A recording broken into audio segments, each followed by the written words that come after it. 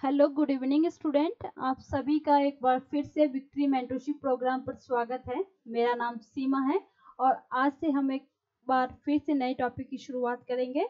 हमने कल की क्लासेस में 1857 की क्रांति का टॉपिक खत्म किया था और वो टॉपिक आपके एग्जाम के पॉइंट ऑफ व्यू से बहुत इंपॉर्टेंट था, जो मैंने कल ही क्लास में आपको बोल दिया था कि इसके कीवर्ड्स आपको नोट डाउन करने हैं और जितनी बार हो सके उसको रिवाइज कीजिए, क्योंकि रिवाइज करने से आपके सारे कॉन्सेप्ट क्लियर हो जाएंगे और जितने भी फैक्ट्स है वो आपको याद रहेंगे, ताकि आप अपने एग्जाम में डायरेक्टली इस क्वेश्चंस को सॉल्व कर सके। ठीक है, तो आज का जो हमारा टॉपिक रहेगा वो रहेगा आपका समाज सुधारक आंदोलन। ठीक है, 1857 की क्रांति के बाद में पता है कि ये जो आपकी क्रांति थी वो एक तरीके से पूरे भारत में फैल चुकी थी और इस क्रांति के बाद में वो भारत का हर व्यक्ति एक तरीके से उनकी आंखें खुल चुकी थी। उनको पता लग गया था कि भारत में ब्रिटिश ईस्ट इंडिया कंपनी उनका सिर्फ शोषण कर रही है, ना कि उनके लिए कुछ उपकार कर रही है। ठीक है ना, तो उसके बाद में विभिन्न जगह से बड़े बड़े महानुभवी लोगों ने अपने भारतीय को स्वतंत्रता दिलाने के लिए अंग्रेजों के अगेंस्ट में बहुत सारे बड़े बड़े लोगों ने यहाँ पे अपने अपने तरीके से आंदोलन शुरू कर दिए थे। ठीक है, तो सबसे पहले हम समाज सुधारक आंदोलन में से जो सबसे महत्वपूर्ण हमारे व्यक्ति थे वो थे आपके राजा राम मोहन राय। ठीक है ना, और इनको भारतीय समाज में पुण्य जागरण के पिता के रूप में भी जाना जाता है। इनका बहुत ही हमारे भारतीय स्वतंत्रता में हो या उनकी कहीं ना कहीं सामाजिक तौर तरीकों में हो, इनका बहुत ही ज्यादा योगदान हमें दिखता है। ठीक है, तो इसके बारे में हम पढ़ेंगे। तो सबसे पहले राजा राम मोहन राय के बारे में पढ़ेंगे और उन्होंने जो ब्रह्म समाज की स्थापना की थी उसके बारे में देखेंगे, क्योंकि ये आपके एग्जाम के पॉइंट ऑफ व्यू से बहुत ही इंपॉर्टेंट टॉपिक्स है। ठीक है, तो जो राजा राम मोहन राय थे ये बंगाल के एक संप्रांत परिवार से संबंधित थे और इनको हिंदी, संस्कृत, उर्दू, फारसी, ग्रीक और अंग्रेजी विभिन्न भाषाओं को इनको ज्ञान था, यानी कि सारी भाषाएं उनको आती थी। ठीक है, ये पाश्चात्य दर्शन और उपनिषदों से काफी प्रभावित थे और कुछ वर्ष तक ये ब्रिटिश सेवा में कार्यरत थे और उन्होंने अपनी जो आरंभिक एक कृति लिखी थी, ठीक है, वो थे आपके तुफात उल मुहाविन। ठीक है, ये फारसी रचना थी जो राजा राम मोहन राय द्वारा पहली बार लिखी हुई थी। वह थी आपकी तुफात उल मुहाविन। ठीक है, ये फारसी में लिखी हुई रचना थी आपकी। इस जो आपके राजा राम मोहन राय थे वो एकश्वरवाद पर आपके बल देते थे, यानी कि एक ईश्वर पर, यानी कि एक ही ईश्वर है, इस पे इन्होंने बल दिया था। ठीक है, बंगाल में समाज सुधार आंदोलन का नेतृत्व करने वाले राजा राम मोहन राय पहले भारतीय व्यक्ति थे। ठीक है ना, बंगाल में जो समाज सुधारक आंदोलन का नेतृत्व किया था वो आपके राजा राम मोहन राय, जो कि पहले भारतीय व्यक्ति थे। इसी कारण से इन्हें भारत का नवजागरण का अग्रदूत या सुधार आंदोलनों का प्रवर्तक या आधुनिक भारत का पहला महान नेता कहा जाता है। ठीक है, तो इनको विभिन्न अलग अलग जगह से इनको अपनी अच्छे कामों के कारण इनको उपाधियां मिली हुई थी। उपाधि के मतलब इनको अलग अलग नामों से जाना जाता था, जिसमें पूर्ण जागरण हुआ, नव जागरण हुआ, सुधार आंदोलनों का प्रवर्तक हुआ, या फिर भारत का अग्रदूत या महान नेता के नाम से इनको जाना जाता था। ठीक है, राजा मोहन राय ने एकश्वरवाद में विश्वास करते थे, लेकिन इन्होंने मूर्ति पूजा को विरोध किया और इन्होंने सब धर्मों को एक ही धर्म बताया। ठीक है ना, इन्होंने विभिन्न धर्मों की बात ना करते हुए सभी धर्म एक धर्म में ही समाहित है, उनमें उन्होंने बल दिया। इन्होंने जाति प्रथा जो थी उसका विरोध किया और राष्ट्रीयता में ये बाधक का तत्व बताया, यानी कि राजा राम मोहन राय जो थे वो जाति प्रथा के अगेंस्ट में थे, यानी कि कोई किसी की जाति नहीं होती है, सभी लोग एक है, सभी धर्म एक है। ठीक है, और राष्ट्रीयता में जो जाति को लेके यहाँ पे युद्ध होते थे, एक तरीके से विद्रोह हो जाते थे, उन सबके अगेंस्ट में थे। राजा राम मोहन राय जो है वो बहुभाषाविद थे, इनको जो है विभिन्न भाषाओं का ज्ञान था, जैसे कि ऊपर बताया है कि इनको हिंदी हुई, संस्कृत, उर्दू, फारसी, ग्रीक हुई, इंग्लिश हुई, इन सभी भाषाओं का इनको ज्ञान था। ठीक है। 1815 में आत्मीय सभा और 1816 में वेदांत सोसाइटी की स्थापना करते हैं। ठीक है, ये सबसे इंपॉर्टेंट फैक्ट है आपके, क्योंकि आपके क्वेश्चंस पूछे हुए हैं। ठीक है, जहाँ से क्वेश्चंस पूछे हुए हैं और इसको मैं क्वेश्चन मार्क करूंगी, वहां से आपको नोट डाउन करना है। ठीक है, क्योंकि ये क्वेश्चंस आपके आए हुए हैं कि आत्मीय सभा और वेदांत सोसाइटी की स्थापना किसने की थी? राजा राम मोहन राय ने की थी, जिनकी डेट है आत्मीय सभा की 1815 और 1816 में उन्होंने वेदांत सोसाइटी की स्थापना की थी। ठीक है, इन्होंने उपनिषदों में आत्मा की अमरता के सिद्धांत को भी स्वीकार किया है।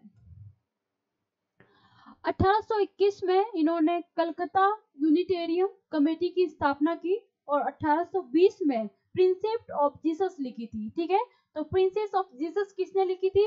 राजा राम मोहन राय ने लिखी थी।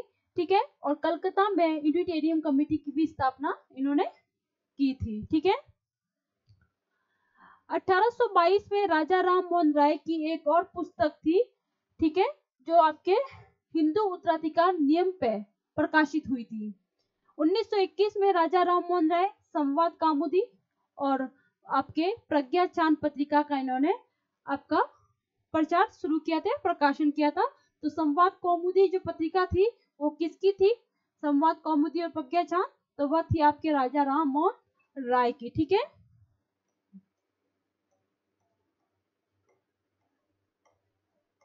राजा राम मोहन राय की ये पत्रिका थी, इनके द्वारा निकाली गई थी। ठीक है, और फारसी भाषा में इन्होंने मीरातुल अखबार का भी प्रकाशन किया था। यानी कि जो आपकी संवाद कौमुदी थी हिंदी भाषा में थी, और वही जो मीरातुल अखबार था वो आपके फारसी भाषा में लिखा हुआ या निकाला हुआ था, जो ये दोनों ही राजा राम मोहन राय के द्वारा निकाले गए थे। उसके बाद में ब्रह्म समाज के बारे में देखेंगे, जो राजा राम मोहन राय के द्वारा ब्रह्म समाज की स्थापना की गई थी। तो ये स्थापना जो है वो आपकी 20 अगस्त 1828 को स्थापना की जाती है राजा राम मोहन राय के द्वारा। और ब्रह्म समाज की स्थापना का जो मूल उद्देश्य क्या था? तो उनका मूल उद्देश्य था एकेश्वरवाद की उपासना, मूर्ति पूजा का विरोध करना, पुरोहितवाद का विरोध, अवतारवाद का खंडन। इन सभी के माध्यम से ब्रह्म समाज की स्थापना की थी, जिसमें एकेश्वरवाद पे इन्होंने बल दिया था, लेकिन जाति प्रथा हुई, मूर्ति पूजा हुई, पुरोहितवाद हुआ या अवतारवाद हुआ, ठीक है, इन सभी में ये विश्वास नहीं करते थे। राजा राम मोहन राय मानवतावादी थे और उनका विश्व बुद्धत्व में घोर आस्था थी। उन्होंने जीवन की स्वतंत्रता और संपत्ति ग्रहण करने के प्राकृतिक अधिकारों में आपके प्राकृतिक अधिकारों का इन्होंने समर्थन किया था। इन्होंने राजा की उपाधि देकर मुगल सम्राट अकबर द्वितीय ने इन्हें अपना दूत बनाकर कहाँ पे? ब्रिटेन में भेजा था। विलियम चतुर्थ के कार्यकाल में इनको भेजा था। यानी कि जो राजा राम मोहन राय थे वो आपके जो मुगल सम्राट थे आपके अकबर द्वितीय, ठीक है, तो अकबर द्वितीय के आपके शासनकाल में राजा राम मोहन राय को ब्रिटेन में भेजा जाता है। उनकी पेंशन को लेके, पेंशन बनाने के उद्देश्य से उनको वहां पे भेजा जाता है इंग्लैंड के राजा से बात करने के लिए, और वहीं पे इनकी राजा राम मोहन राय की ब्रिस्टल में मृत्यु हो जाती है। ठीक है, तो जो राजा राम मोहन राय को राजा की जो उपाधि दी थी वो अकबर द्वितीय के द्वारा दी गई थी। तो आपको ऑप्शन में जब क्वेश्चन पूछा जाएगा तो आपको सिर्फ अकबर लिखा हुआ हो सकता है, तो आपको अकबर वो ध्यान नहीं रखना है जो आपके मुगल काल में आपके अकबर जो थे, ठीक है ना, आपको मुगल काल के जो अंतिम शासक जो आपके अकबर औरंगजेब के पुत्र थे, ठीक है ना, तो उनके पुत्र जो थे वो अकबर द्वितीय, ठीक है, तो अकबर द्वितीय ने इनको अपना दूत बनाकर कहाँ पे सम्राट विलियम चतुर्थ के दरबार में भेजा था। राजा राम मोहन राय को इंग्लैंड में सम्राट से मुगल बादशाह को मिलने वाली पेंशन की मात्रा को बढ़ाने के लिए बातचीत करनी थी, और वही पे ब्रिस्टल, इंग्लैंड का एक जो ब्रिस्टल नामक जगह है, वहां पे 27 सितंबर 1833 को राजा राम मोहन राय की मृत्यु हो जाती है। ठीक है, तो राजा राम मोहन राय की मृत्यु कहाँ पे हो जाती है? तो भारत में नहीं थी, उनकी इंग्लैंड में मृत्यु हुई थी, ब्रिस्टल में, और वहीं पे उनकी समाधि है। ठीक है, उसके बाद में राजा राममोहन राय को सुभाष चंद्र बोस ने युगदूत की उपाधि से सम्मानित किया था। ठीक है, तो युगदूत की उपाधि राजा राममोहन राय को किसने दी थी? तो वो सुभाष चंद्र बोस ने दी थी। वेरी इंपॉर्टेंट फैक्ट है आपका ये। ठीक है, उसके बाद में राजा राममोहन राय की मृत्यु के बाद में ब्रह्म समाज की जो गतिविधियां थी उसका संचालन जो महर्षि द्वारिकानाथ जी थे, द्वारिकानाथ टैगोर के द्वारा और रामचंद्र विद्या वागीश के हाथों में चली जाती है। यानी कि जब राजा राममोहन राय की मृत्यु हो जाती है तो उसके बाद में ब्रह्म समाज की जो आपकी डोर है वो आपकी द्वारिकानाथ टैगोर जी संभालते हैं। और फिर ये ब्रह्म समाज आपके धीरे धीरे आगे जाकर 2 हिस्सों में भी बढ़ जाता है, क्योंकि इसमें जो केशव चंद्र थे और आपके द्वारिकानाथ जी टैगोर थे, दोनों के बीच में विवाद हो जाता है, जिसमें दोनों ही ब्रह्म समाज को तोड़कर अलग अलग नाम इसको दे देते हैं। ठीक है, महर्षि द्वारिकानाथ जी के बाद में उनके पुत्र आपके देवेंद्र नाथ टैगोर थे। यानी कि देवेंद्र नाथ टैगोर द्वारिकानाथ जी के आपके उनके पुत्र थे देवेंद्र नाथ। और 1817 से 1900 आपके 5 में ब्रह्म समाज का नेतृत्व इन्होंने किया देवेंद्र नाथ जी ने। और फिर ब्रह्म समाज में शामिल होने से पहले देवेंद्र नाथ ने कलकत्ता में अपनी एक संस्था खोल रखी थी जो थी आपकी जोड़ सांघी तत्व बोधिनी सभा। ठीक है, तो यहाँ से क्वेश्चन पूछा हुआ है कि तत्व बोधिनी सभा की स्थापना किसने की थी? तो देवेंद्र नाथ टैगोर ने की थी कलकत्ता में। ठीक है, देवेंद्र नाथ जी ने 21 आपके दिसंबर 1843 को ब्रह्म समाज की सदस्यता ग्रहण कर लेते हैं। यानी कि तत्व बोधिनी के बाद में ये आपके 1843 में ब्रह्म समाज में शामिल हो जाते हैं। और टैगोर ने आपके ब्रह्म धर्म नामक एक धार्मिक पुस्तिका का भी संकलन किया था जो पूजा हेतु ब्रह्मोपासन की शुरुआत करवाई गई थी। ठीक है, यानी कि ब्रह्म धर्म नामक पुस्तिका किसने लिखी थी? तो देवेंद्र टैगोर द्वारा लिखी गई थी। देवेंद्र नाथ टैगोर 1857 के केशव चंद्र सेन को ब्रह्म समाज की सदस्यता प्रदान करते हुए उनको आचार्य नियुक्त किया जाता है ब्रह्म समाज का। नहीं कि देवेंद्र नाथ टैगोर ने ही आचार्य नियुक्त किया था केशव चंद्र को। ठीक है, उसके बाद में आचार्य केशव के उदारवादी विचारों के कारण इसी ब्रह्म समाज में फूट पड़ जाती है और 1865 में ब्रह्म समाज को 2 भागों में बांट दिया जाता है। ठीक है, जिसमें ब्रह्म समाज में प्रथम विभाजन से पूर्व आचार्य केशव ने संगत सभा की स्थापना की थी। ठीक है, यानी कि ब्रह्म समाज का विभाजन होने से पहले केशव चंद्र द्वारा सभा की स्थापना की थी वो थी संगत सभा। ठीक है, तो इसमें से ध्यान रखना है कि आपकी जो राजा राममोहन राय जी थे उनकी मृत्यु के बाद में ब्रह्म समाज 2 टुकड़ों में बढ़ जाता है और उसमें से देवेंद्र नाथ टैगोर थे और फिर आपके केशव चंद्र थे। तो दोनों ही पहले अलग संस्थाओं से जुड़े हुए थे। देवेंद्र नाथ जो टैगोर थे वो आपके तत्व बोधिनी से जुड़े हुए थे जो कलकत्ता में स्थापना की थी। तो वही केशव चंद्र जो थे वो ब्रह्म समाज की सदस्यता या विभाजन होने से पहले उन्होंने संगत सभा की स्थापना की थी। उसके बाद में 1861 में आपके केशव चंद्र ने इंडियन मिरर नामक एक अंग्रेजी के प्रथम भारतीय दैनिक समाचार का इन्होंने पत्र निकाला था। ठीक है, तो इंडियन मिरर जो ये पत्रिका है वो किसने निकाली थी? केशव चंद्र के द्वारा आपके आचार्य केशव चंद्र के द्वारा निकाली गई थी 1861 में। और आचार्य केशव के प्रयासों से ही मद्रास में वेद समाज और महाराष्ट्र में प्रार्थना समाज की स्थापना की जाती है। ठीक है, तो जो आपके मद्रास में वेद समाज हुआ और आपके महाराष्ट्र में प्रार्थना समाज हुई। ठीक है, जो आपके पांडुरंग जी के द्वारा शुरू की जाती है। तो इसका जो प्रभाव देखा जाता है वो ब्रह्म समाज से के प्रभावित होकर ही ये आपके वेद समाज और प्रार्थना सभा की स्थापना हुई थी। ठीक है, ब्रह्म समाज में जो पहला विभाजन हुआ था वो आपके 1865 में होता है। ठीक है, ब्रह्म समाज का जो पहला विभाजन है वो कब होता है? 1865 में होता है। और विभाजित समाज में देवेंद्र नाथ आपके समूह को आदि समाज कहा जाता है। और वही इस समाज का जो नारा दिया गया था वो था ब्रह्मवाद ही हिंदूवाद है। यानी कि जब ये आपका विभाजन हो चुका था ब्रह्म समाज का।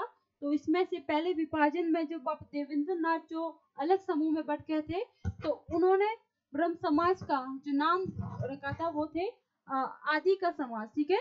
और उसमें नारा था ब्रह्मवाद ही हिंदूवाद है। आचार्य केशव चंद्र सेन के नेतृत्व वाले गुट ने अपने जो ब्रह्म समाज का नया नाम रखा था वो रखा था भारतीय ब्रह्म समाज का नाम रखा था, वो केशव चंद्र के द्वारा रखा था, ठीक है। 1872 में आचार्य केशव के प्रयासों से सरकारों ने आपकी ब्रह्म विवाह अधिनियम पारित किया था, ठीक है। यानी कि केशव चंद्र के प्रयास से ही अंग्रेजों के द्वारा एक्ट लाया गया था, ब्रह्म विवाह एक्ट अधिनियम, ठीक है। आचार्य सेन ने पश्चिमी शिक्षा के प्रचार, स्त्रियों के उद्धार, स्त्री शिक्षा आदि के सामाजिक कार्यों के लिए इंडियन रिकॉर्म एसोसिएशन की स्थापना की थी, ठीक है। यानी कि इंडियन रिकॉर्म एसोसिएशन की स्थापना किसने की थी? तो केशव चंद्र सेन के द्वारा की गई थी, जो आपकी पश्चिमी शिक्षा के प्रचार पे यकीन रखते थे। उन्होंने स्त्रियों की शिक्षा को लेके, सामाजिक कार्यों को लेके इस सोसाइटी की, इस एसोसिएशन की स्थापना की थी। 1873 में ब्रह्म समाज में दूसरा विभाजन होता है और इस दूसरे विभाजन में आपके आचार्य केशव चंद्र के कारण होता है, ठीक है। पहला जो आपका ब्रह्म समाज का जो विभाजन हुआ था वो विभाजन आपके 1865 में होता है, जिसमें देवेंद्र नाथ वाले समूह में ये विभाजन हुआ था, जिसको आदि समाज के नाम से जाना गया था।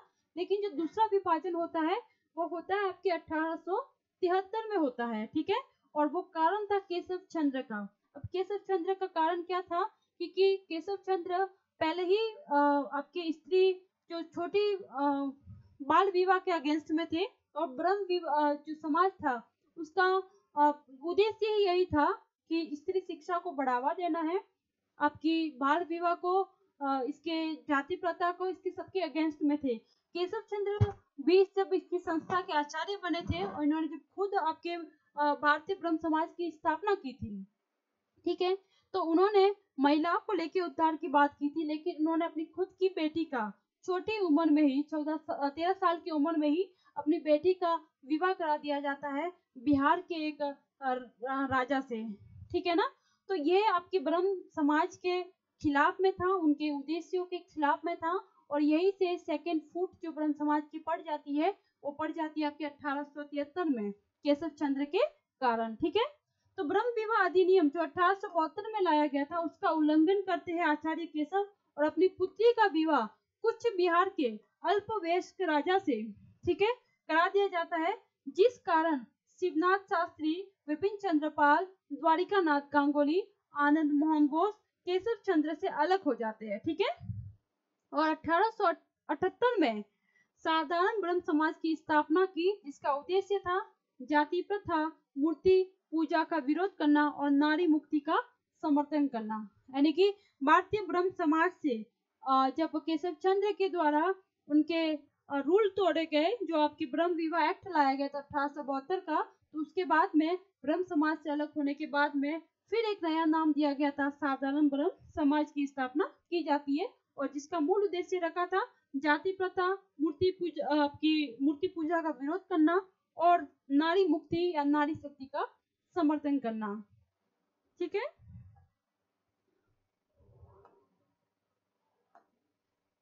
तो इसके बाद में आपके हमने राजा राम मोहन राय के बारे में ये आपका पूरा टॉपिक कंप्लीट कर लिया है।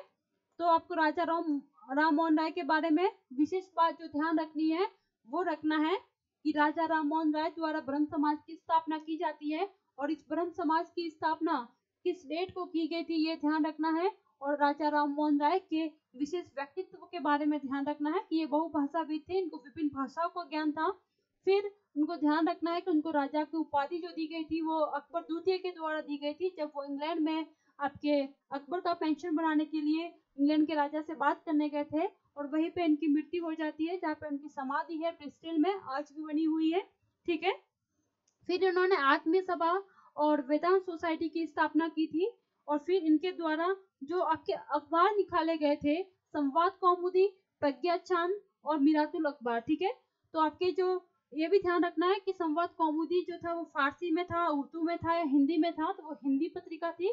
लेकिन जो फारसी पत्रिका निकाली गई थी वो मीरातुल आपका अखबार था। ठीक है।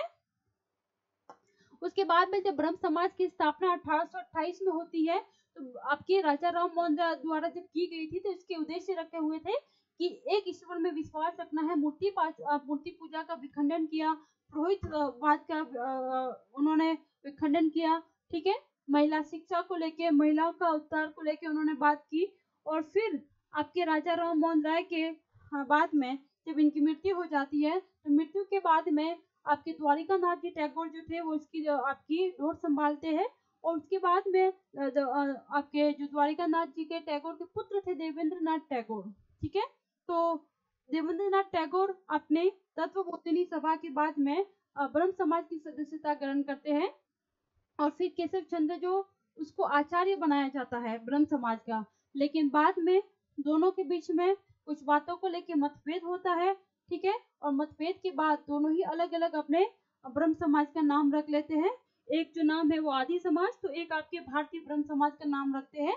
जब आपके ब्रह्म समाज एक्ट लाया गया था 1872 का, तो उस एक्ट में जब आपके महिला की शिक्षा को लेके या महिलाओं की विवाह को लेके जो आयु तय की गई थी, उस आयु के अगेंस्ट में आपके केशव चंद्र ने खुद अपनी बेटी का विवाह कम उम्र में करा दिया था। और उसी वजह से ये आपका ब्रह्म समाज धीरे धीरे तो टुकड़ों में बट गया। और फिर अंतिम में इसमें जो आपके बाद में धीरे धीरे ये खत्म हो जाता है। ठीक है। तो यही आपके जो मेन फैक्ट ध्यान रखने थे वो आपको मैंने यहाँ पे सारे नोट डाउन करवाए हुए हैं। वो आपको अपने नोटबुक में लिखना है और फिर जितनी बार हो सके उसका रिवीजन करना है, क्योंकि क्वेश्चन ऑलमोस्ट इसी से पूछा जाता है। बाकी तो सारी कहानी है जो समझने की है आपकी। ठीक है। उसके बाद में प्रार्थना समाज को हम देखते हैं। अब प्रार्थना समाज की स्थापना आपके ब्रह्म समाज से प्रभावित होकर ही आपके जो आत्माराम पांडुरंग जी जो थे, इन्होंने इसकी स्थापना की थी। ठीक है। तो इसके बारे में देखिए कि 1867 में 67 में बम्बई में महादेव गोविंद रांडे और आपके डॉक्टर आत्माराम पांडुरंग ने प्रार्थना समाज की स्थापना की थी। तो इसमें से आपको किसने स्थापना की थी, इन दोनों व्यक्तियों के बारे में ध्यान रखना है। ठीक है। गोविंद रांडे और आत्माराम पांडुरंग ने। ठीक है। उसके बाद में पश्चिमी भारत में महादेव गोविंद रांडे को सांस्कृतिक पुनर्जागरण का अग्रदूत कहा जाता है। ठीक है। तो यह भी आपको ध्यान रखना है कि पश्चिमी भारत का पुनर्जागरण या अग्रदूत किसे कहा जाता है, तो वह है आपके महादेव गोविंद रांडे। ठीक है। गोविंद रांडे ने एक ईश्वरवाद में गहरा विश्वास था, यानी कि वो भी एक ईश्वर में विश्वास करते थे, क्योंकि ऑलमोस्ट वो ब्रह्मवाद से प्रभावित थे। इसलिए उनके जो जितने भी आपके उद्देश्य थे वो समानताएं रखते थे ब्रह्म समाज से। 1851 में आपके महादेव गोविंद रांडे महाराष्ट्र में विडो मैरिज एसोसिएशन की स्थापना की तथा शिक्षा के प्रचार के लिए उन्होंने दक्कन एजुकेशन सोसाइटी की भी स्थापना की थी। ठीक है। तो महाराष्ट्र में विडो मैरिज एसोसिएशन और दक्कन में आपके एजुकेशनल सोसाइटी की स्थापना किसने की थी, तो महादेव गोविंद रांडे द्वारा की गई थी। इसलिए उनको पश्चिमी भारत का पूर्ण जागरण कहा जाता है। ऐसा ही नहीं, क्योंकि इन्होंने महिलाओं को लेकर या समाज को लेकर विभिन्न कार्य किए थे, जो इससे जनता प्रभावित होकर उनको वहां का पूर्ण जागरण का अग्रदूत भी कहा जाता है। प्रार्थना समाज के अनुयायी विधवा आश्रम, आपके अभिद्योतदार, रात्रि पाठशालाएं आदि समाज सेवी कार्यक्रम जो थे इन्होंने अपनाए थे। यानी कि प्रार्थना समाज के जो जितने भी अनुयायी थे जो संस्था से जुड़े हुए थे, इन्होंने समाज के लिए रात्रि में भी पाठशालाएं चलाई थी ताकि यहाँ पर लोग आके शिक्षित हो सके। ठीक है। इसके बाद में प्रार्थना समाज ने आपके 1882 में आपके मिशनरी कार्य प्रारंभ किया। और फिर रमाबाई जो थी, रमाबाई ने आपके महिला के लिए काम किया था, जिसमें आर्य महिला समाज की स्थापना की थी। ठीक है। तो आर्य महिला समाज की स्थापना किसने की थी, रमाबाई द्वारा की गई थी। प्रार्थना समाज के प्रधान निर्माता महादेव गोविंद रांडे थे। ठीक है। यानी कि प्रार्थना समाज के जो प्रधान निर्माता थे वह थे महादेव गोविंद रानडे। ठीक है। और इनकी जो गणना है वो 19वीं शताब्दी के भारत के सबसे ऊंचे बौद्धिक लोगों में से की जाती है। ठीक है, तो आपसे एक डायरेक्टली क्वेश्चन से बन सकता है कि 19वीं शताब्दी के भारत के सबसे ऊंचे बौद्धिक लोगों में से किस व्यक्ति की गणना की जाती है, तो वो व्यक्ति थे आपके महादेव गोविंद रानडे। ठीक है, रानडे ने 1884 में आपके दक्कन एजुकेशन सोसाइटी की स्थापना की थी। ठीक है, और इसी सोसाइटी को कालांतर में पूना फर्ग्यूसन कॉलेज का नाम दिया गया है। ठीक है, जो आपके महादेव गोविंद रानडे ने 1884 में जो आपके education society Deccan education society की स्थापना की थी, तो अभी इसको वर्तमान में पूना फर्ग्यूसन कॉलेज के नाम से जाना जाता है। तो प्रार्थना समाज के बारे में क्या ध्यान रखना है कि इसकी स्थापना किसने की थी? 1867 में महादेव गोविंद रानडे और आत्माराम पांडुरंग ने इसकी स्थापना मिलकर की थी, लेकिन जो मेन इसके संस्थापक के प्रधान निर्माता थे वो थे महादेव गोविंद रानडे। ठीक है ना, और उसी के साथ में आपके महादेव गोविंद रानडे को पश्चिमी भारत का पूर्ण जागरण या अग्रदूत कहा जाता है, और उनके द्वारा आपके प्रार्थना समाज के जितने भी अनुयायी थे उन्होंने रात्रि शिक्षाओं को लेके, महिलाओं को लेके सामाजिक कार्य प्रारंभ किए। रानडे रमाबाई ने आर्य महिला समाज की यहाँ पे स्थापना की, जो महिलाओं की शिक्षा को लेके वहाँ पे या उनके रोजगार को लेके एक तरीके से स्कूल खोला गया था ताकि महिलाएं भी सेल्फ आपकी डिपेंड बन सके। ठीक है, और 19वीं शताब्दी के सबसे ऊंचे बौद्धिक अगर किसी व्यक्ति की बात की जाती है तो वह है आपके महादेव गोविंद रानडे। ठीक है, 19वीं शताब्दी का मतलब होता है आपका 1800। ठीक है, यानी कि 1800 से लेके 1900 के बीच में जितने भी आपकी घटनाएं हुई, जितने भी व्यक्ति हुए, उनको 19वीं सदी बोला जाता है, ना कि 1900 के बाद वाले। ठीक है, ये ध्यान रखना है। और फिर स्वराज्य में इन्होंने जो एजुकेशन दक्कन एजुकेशन सोसाइटी की स्थापना की थी, उसी का वर्तमान में जिस नाम से जाना जाता है वो है पूना फर्ग्यूसन कॉलेज के नाम से इनको जाना जाता है। ठीक है, उसके बाद में हम वेद समाज देखेंगे।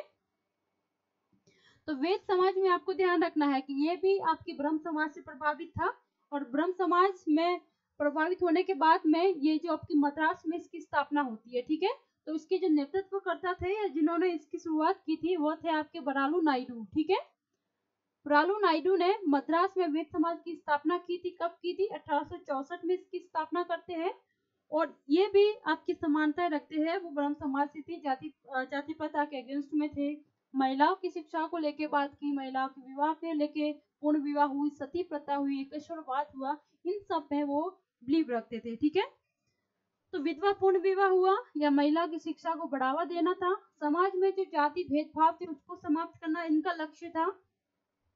वेद समाज ब्रह्म समाज से प्रेरित था, और इन दोनों समाज का उद्देश्य बिल्कुल ही समान थे। ठीक है, हिंदू धर्म के अंधविश्वासों की वेद समाज ने आलोचना की थी। ठीक है, यानी कि हिंदू समाज में जितने भी आपके अंधविश्वास भरा हुआ था, यानी कि बलि प्रथा दो या सती प्रथा को लेकर हुआ, ठीक है ना, जब पहले मतलब बालिका वध हुआ, ये बहुत सारी चीजें जो थी वो अंधविश्वास चल रहा था, तो उस अंधविश्वास के अगेंस्ट में था हमेशा ही वेद समाज। ठीक है, तो अब तक जो हमने 3 कवर किए हैं वो आपके राजा राम मोहन राय हुए, जिनका आपके ब्रह्म समाज को लेके संस्था स्थापित हुई थी।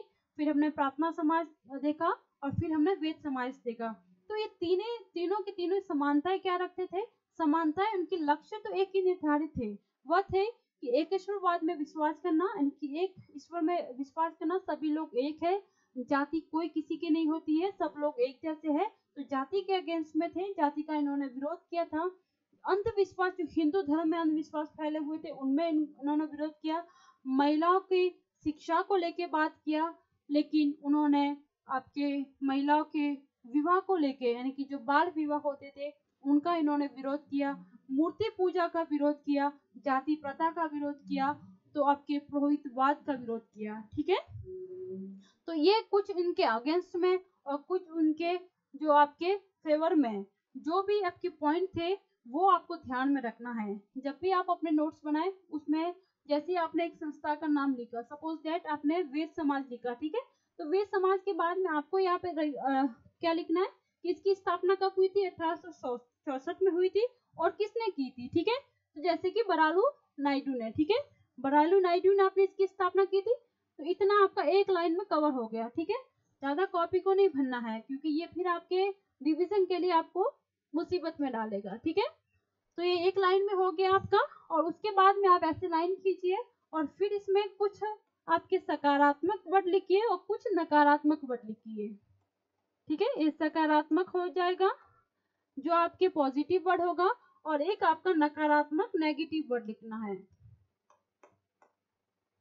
ठीक है। तो सकारात्मक में आपको क्या लिखना है? सकारात्मक में आपको ये लिखना है कि इन्होंने क्या किया था, महिला की शिक्षा को लेकर बात किया, ठीक है। तो महिला शिक्षा, ये आपका पॉजिटिव वर्ड हो जाएगा। लेकिन अगर नेगेटिव की बात करें तो नेगेटिव में आपका क्या हो जाएगा? जाति प्रथा का इन्होंने विरोध किया, तो ये आपका आ जाएगा नेगेटिव में, ठीक है। जाति प्रथा का विरोध किया आपका, ठीक है। तो इस तरीके से आपके छोटे छोटे कीवर्ड आपको ऐसे ऐसे बनाने हैं, और फिर आपको मतलब आपके 2 से 3 लाइन में अच्छा सा एक टॉपिक तैयार हो जाएगा। और फिर जब भी आप टहल रहे हो, जब भी आपका मन ना लग रहा हो, तो अच्छे से उस सेक्शन को आप एक गार्डन में अच्छी सी शांत जगह पे बैठ के रीड करोगे और बार बार उसको पढ़ोगे, तो आपके सारे फैक्ट्स दिमाग में फिट हो जाएंगे। तो आप एग्जाम में डायरेक्टली इसको सॉल्व कर सकते हो फिर, ठीक है। उसके बाद में हम आर्य समाज की बात करते हैं।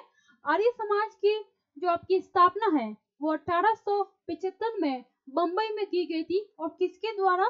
तो वह थे आपके स्वामी दयानंद सरस्वती के द्वारा, ठीक है। वेदों की ओर लौटो, ये नारा किसका था? स्वामी दयानंद सरस्वती का था, ठीक है। बहुत ही इंपॉर्टेंट है। जितने भी आपको ये आपकी तीनों कराए हुए हैं, आपके जो आर्य समाज, आपके ये समाज सुधारक आंदोलन, इसमें से तीनों में से क्वेश्चन पूछ लिए है। और चौथा तो बहुत ही इंपॉर्टेंट है, आर्य समाज, जिससे भी क्वेश्चन आपके पूछे हुए हैं। तो आर्य समाज की स्थापना 1875 में बंबई से की गई थी, और वो आपके स्वामी दयानंद सरस्वती थे जिनके द्वारा इसकी स्थापना की गई थी। परंतु कुछ वर्ष के बाद में 1877 में 2 साल के बाद में इन्होंने अपना मुख्यालय बंबई से हटा के लाहौर में स्थापित कर देते हैं, और फिर इनका नारा दिया था वेदों की ओर लौटो, ठीक है। तो ये क्वेश्चन कई बार बहुत सारे एग्जामों में पूछा हुआ है कि वेदों की ओर लौटो ये नारा किसका था? तो ये था दयानंद सरस्वती जी का, ठीक है। ये नारा किसने दिया था? दयानंद सरस्वती, ठीक है। उसके बाद में दयानंद सरस्वती जी के द्वारा, और जिस उद्देश्य से आर्य समाज की स्थापना की थी, उनके क्या क्या उद्देश्य थे? तो उन्होंने छुआछूत और जाति व्यवस्था का विरोध किया था, ठीक है।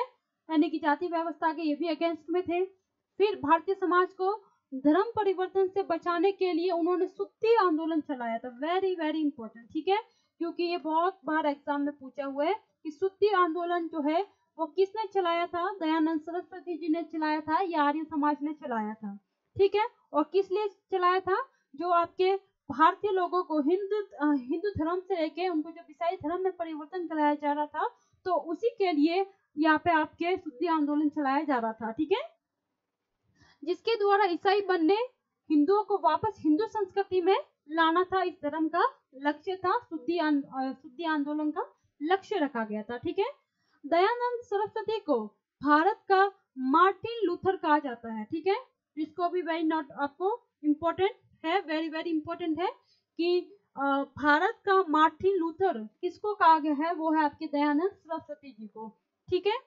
स्वामी दयानंद सरस्वती ने संपूर्ण भारत में, यानी कि पूरे भारत में हिंदू धर्म और उनकी संस्कृति को प्रतिष्ठित करने के लिए शपथ ली थी, और इसके लिए उन्होंने 10 सिद्धांतों की स्थापना की थी। यानी कि दयानंद सरस्वती जब आर्य समाज की स्थापना कर रहे थे, तभी इन्होंने शपथ ले ली थी कि वह आपके हिंदू धर्म में जितने भी आपके फैले हुए हैं, आपके इस धर्म को भ्रष्ट करने में, ईसाई जो अंग्रेजों द्वारा जितनी भी व्यक्तियों को ईसाई धर्म में परिवर्तन किया जा रहा है, उनको एक बार फिर से वापस हिंदू धर्म में शामिल किया जाएगा, ठीक है।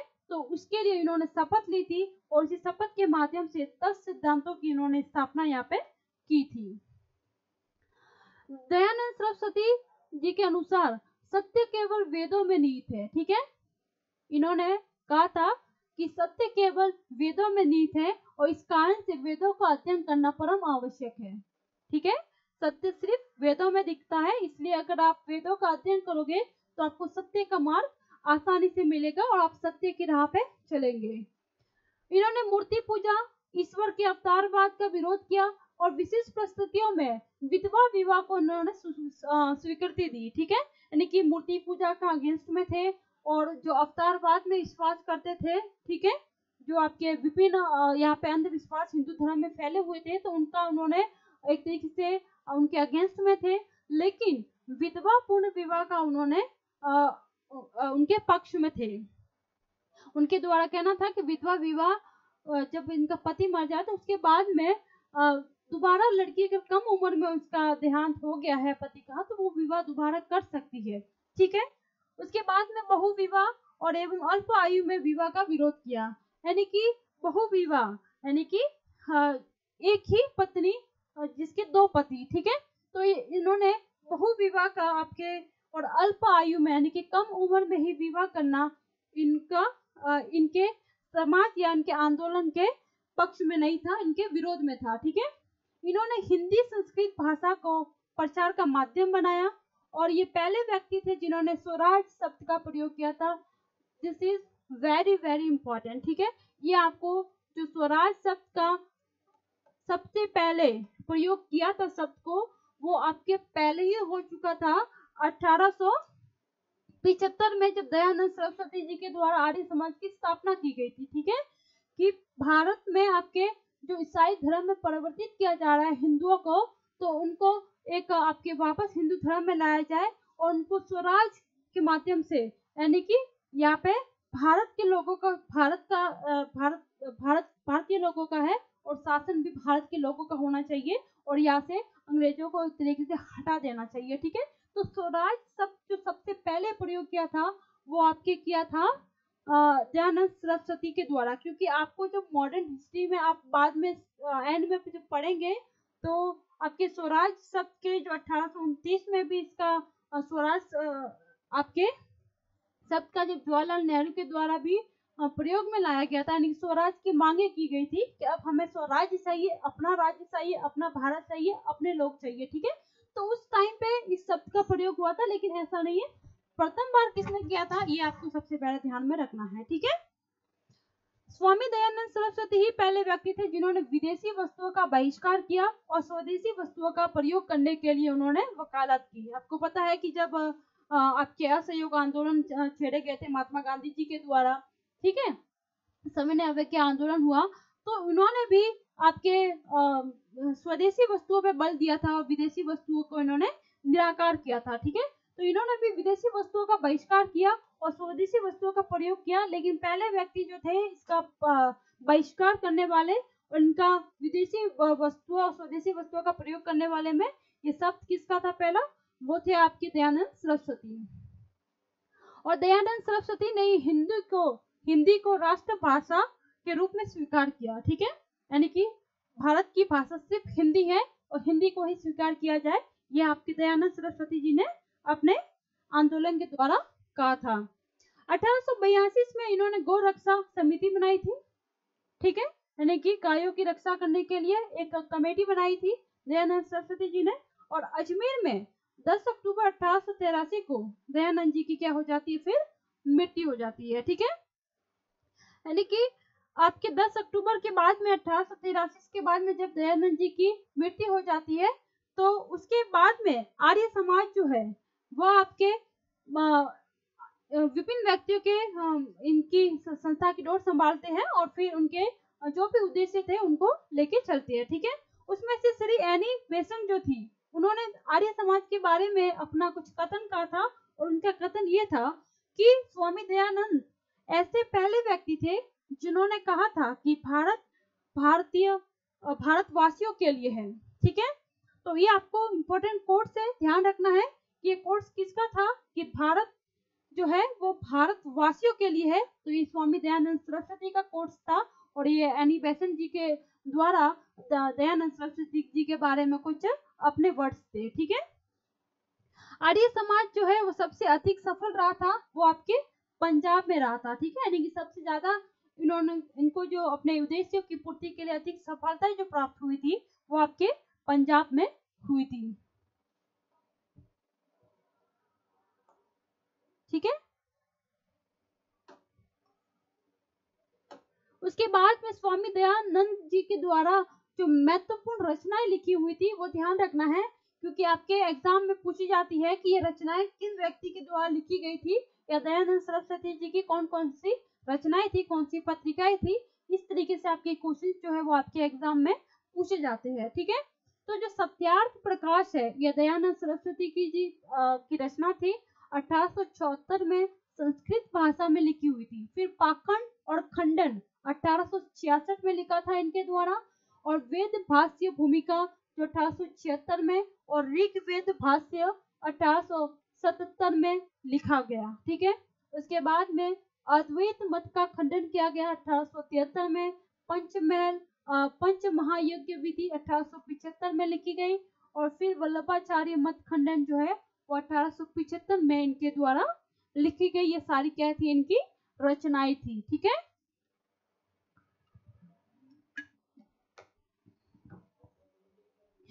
इसके बाद में 1863 में दयानंद ने झूठे धर्मों का खंडन करने के उद्देश्य से पाखंड अखंडनी आपके खंडनी पताका नामक एक पत्रिका लिखी थी। ठीक है। यही से क्वेश्चन आपको पूछा हुआ है। यूपी का जो आपका पीसीएस एग्जाम है उसमें कई बार क्वेश्चन आया है, और बीपीएससी। ठीक है। बहुत सारे एग्जाम में पूछे हुए हैं, लेकिन मेन एग्जाम जो मैं लिख रही हूँ पीसीएस का, उसमें कई बार क्वेश्चन रिपीट हुआ है कि पताका नामक पत्रिका जो थी वो किसके द्वारा निकाली गई थी, तो वो आपके दयानंद सरस्वती जी की थी। ठीक है।